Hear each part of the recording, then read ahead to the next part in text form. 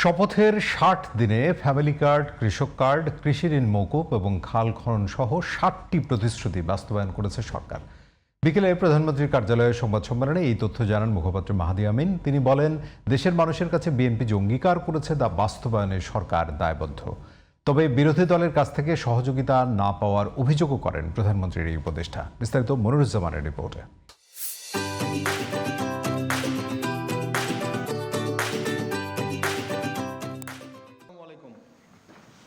দীর্ঘ লড়াই সংগ্রামের পর গত ১২ ফেব্রুয়ারির নির্বাচনে সংখ্যাগরিষ্ঠতা পায় বিএনপি।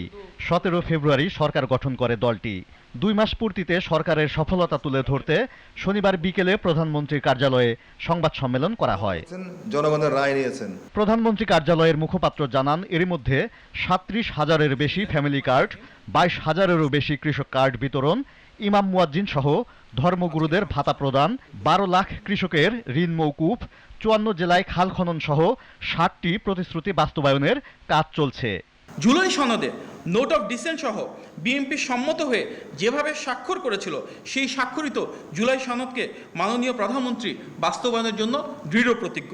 প্রবাসী কার্ড চালু, পেপ্যাল ও অন্যান্য পেমেন্ট গেটওয়ে কার্যক্রম চালু, দেশে বিদেশে কর্মসংস্থান বাড়ানো সহ অর্থনৈতিক উন্নয়নে নানা উদ্যোগের কথা জানান মাহাদি আমিন।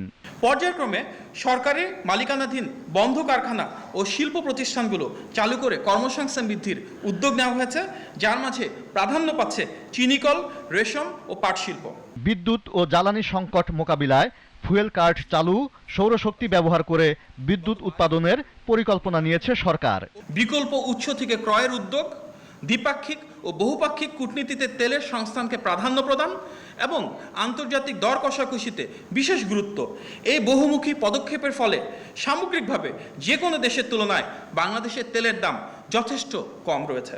শিক্ষার্থীদের পুনরায় ভর্তি ফি বাতিল সহ শিক্ষা প্রতিষ্ঠানগুলো আধুনিকায়নে আগামী ১৮০ দিনের মধ্যে দেশের ২,৩৩৬টি কারিগরি ও ৮,২৩২টি মাদ্রাসা শিক্ষা প্রতিষ্ঠানে ফ্রি ওয়াইফাই চালু করা হবে। লটারির পরিবর্তে আধুনিক ভর্তি পরীক্ষা বা বৈজ্ঞানিক প্রক্রিয়ায় শিক্ষার্থীদের ভর্তি, শিক্ষকদের সুযোগ সুবিধা বৃদ্ধির সিদ্ধান্ত নেওয়া হয়েছে এবং সকল স্তরের শিক্ষাবৃত্তি যে অর্থ, সেটির পরিমাণ বাড়ানো হয়েছে। সরকারি প্রাথমিক বিদ্যালয়ের ২ লাখ শিশুর মাঝে বিনামূল্যে স্কুল ড্রেস, জুতা ও প্রায় ৫ লাখ শিশুর মধ্যে পাটের তৈরি ব্যাগ বিতরণের লক্ষ্যে কার্যক্রম চলমান রয়েছে। প্রধানমন্ত্রী কার্যালয়ের মুখপাত্র বলেন, অল্প সময়ে সরকারের প্রতিশ্রুতি বাস্তবায়নের অগ্রগতি নানা মহলে প্রশংসা কুড়িয়েছে। তবে বিরোধী দলের সহযোগিতা না পাওয়ার অভিযোগ করেন তিনি। সংসদে হট্টগোল করা, রাজপথে আন্দোলনের হুমকি, গুজব অপপ্রচার ছড়ানো সহ বিকল্প পথ বেছে নিয়েছে, যা দেশের অগ্রযাত্রার পথে কিছুটা প্রতিবন্ধকতা সৃষ্টি করছে। Moniruzzaman, GTV news, Dhaka.